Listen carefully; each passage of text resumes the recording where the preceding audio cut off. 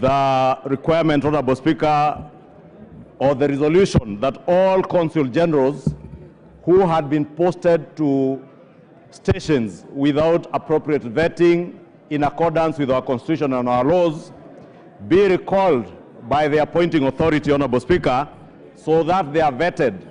And Honorable Speaker, any one of those consul generals who shall not heed to the call to come back and be vetted, then has no business serving the people of Kenya in whatever station they were posted to, Honorable Speaker. Because we must re-emphasize the role and the importance of vetting candidates who are nominated or appointed to positions that the Constitution requires them to be vetted. And Honorable Speaker, I also support the rejection. Honorable Speaker, if you can protect me from the loud consultations. Order, Karemba and your group. That Kamkunji is unlawful. And Honorable Speaker, there is a lot of lobbying. Yes. And lobbying is okay because it is allowed in all parliaments. But lobbying, Honorable Speaker, there is a way it is done. And I also know, Honorable Speaker, there are groups of businessmen who have been lobbying members to reverse the recommendations of this committee. And Honorable Speaker, I'm talking about this lobbying, Honorable Speaker, because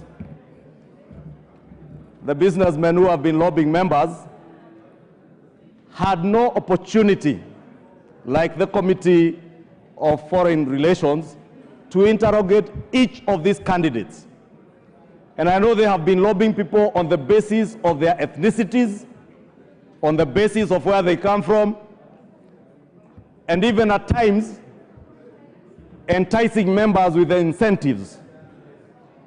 Honorable Speaker, this would be the most shameful thing that we can do as a House, to allow ourselves to be lobbied. Honorable Speaker, I have no liberty to name any names, Honorable Speaker, because I am a responsible leader. But I must protect the dignity of this House as a leader in this House. We must not, as a House, allow ourselves to be lobbied by busybodies of businessmen and women out there to reject a report by a committee of this House after they have done a lot of work to vet all the nominees, Honorable Speaker, including those who had issues with EACC, and members who have bothered to read the committee's report will see some of the issues that were raised and how the committee addressed them. Therefore, Honorable Speaker, when the committee resolves to reject a nominee on the basis of that nominee's competence to the position that they have been nominated to, Honorable Speaker, we must give respect to this committee and its members who are honorable members, that they have done their work, Honorable Speaker.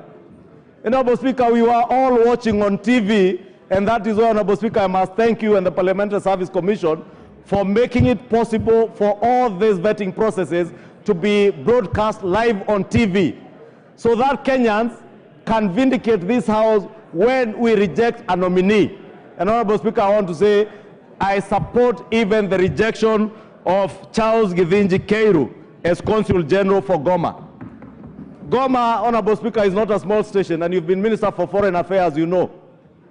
Goma is a very important station in our region and in the East African community, Honorable Speaker. And therefore, the person that we send to represent the people of Kenya and personally represent His Excellency the President must be somebody whose competence is not questionable.